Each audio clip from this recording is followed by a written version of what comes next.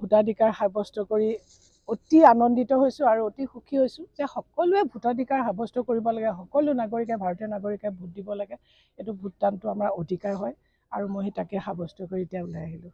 কি ক'ব যে এই নগাঁও লোকসভাৰ ওপৰত সকলোৰে দৃষ্টি নিবদ্ধ হৈ আছে, হয় কথাটো, কিন্তু এইটো ৰিজাল্টটোতো ওলাই আছে যে আমাৰ কংগ্ৰেছ দলৰ প্ৰাৰ্থী প্ৰদ্যুৎ বৰদলৈ ডাঙৰীয়া বিপুল ভোটত জয়ী হ'ব। এইটোতো ওলাই আছে ৰিজাল্ট আৰু যিহেতু আমাৰ লগত তেখেতৰ লগত আমাৰ দলৰ লগত তেনেকুৱা কাৰো লগত কণ্টেষ্ট হ'ব বুলি মই ভাবাই নাই। আমি বিপুল ভোটত জয়ী হ'ম। যিহেতু সংখ্যালঘু ভোটাৰে নিৰ্ণায়ক ভূমিকা গ্ৰহণ কৰিব।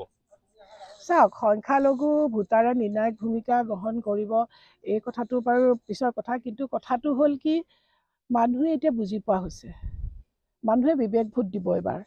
কাৰণ 10 বছৰে বিজেপিৰ অপশাসনৰ পৰা মুক্ত পাবলৈ হ'লে কংগ্ৰেছক একমাত্ৰ বিকল্প কংগ্ৰেছ আছে। গতিকে কংগ্ৰেছক ভোট দিবলৈ মানুহে হিলদোল ভাঙি ওলাই আহিছে। মই বেলেগ বেলেগ চেণ্টাৰটো খবৰ লৈছোঁ, হিলদোল ভাঙি ওলাই আহিছে। গতিকে তাত মাইনৰিটিৰ ভোট বুলি নহয়, সকলো শ্ৰেণীৰ মানুহে, অকল মাইনৰিটি বুলিয়ে নহয়, সকলো শ্ৰেণীৰ মানুহে ভোট দিব আমাক। কেঁচুৱালৈও আমি দেখিছোঁ ভোট কেন্দ্ৰসমূহত মহিলাসকল ওলাই আহিছে। কাৰণ মহিলাসকলক এই বিজেপি চৰকাৰে যিটো ভুৱা মানে তেওঁলোকক অৰুণোদয় বা লাখপতি বাইদেউ বনাম বুলি যি এই ইলেকশ্যনৰ প্ৰাক মুহূৰ্তত তেওঁলোকে যি ফৰ্ম ঘৰে ঘৰে বিলাবলৈ চেষ্টা কৰিছে, মিছা এখন ফৰ্ম, এই মহিলাসকলে বুজি পাইছে সদায় মহিলাসকলক আৰু ইমান মিছা কথা কৈ পেলাই প্ৰলোভিত কৰিব নোৱাৰে।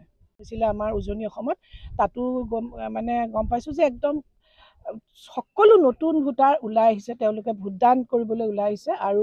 আৰু জানে নোহোৱা নোপোজা কথা যে সাধাৰণতে আমাৰ উজনি অসমত 80% ভোট খুব কম পোল হয়, কিন্তু এইবাৰ 80%ৰ ওপৰত পোল হৈছে। গতিকে নতুন ভোটাৰসকল বা সকলো ধৰণৰ ভোটাৰ ওলাই আহিছে, তেওঁলোকে আকৰ্ষিত হৈছে।